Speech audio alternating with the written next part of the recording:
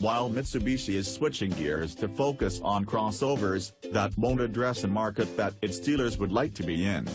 While answering questions from the press last night, Don Swearingen, executive vice president and COO of Mitsubishi's North American office, mentioned that its U.S. dealers have a pickup truck high on their shopping lists. In fact, he said that the truck is pretty much at the top. Mitsubishi does already have a small pickup truck it sells in foreign markets, badged as the Triton or L200. However, Swearingen said that just because dealers want a truck doesn't mean it's going to happen, citing various obstacles to bringing one to market.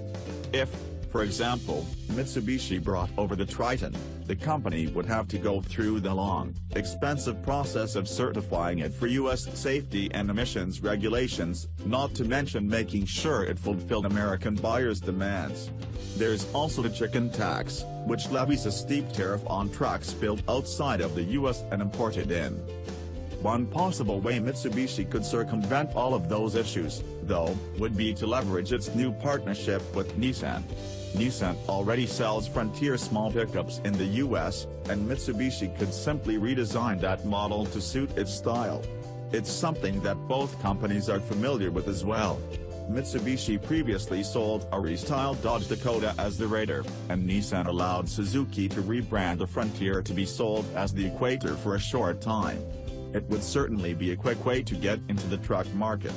However, Mitsubishi would also need to decide if such a product would actually be profitable. In addition to satisfying dealers,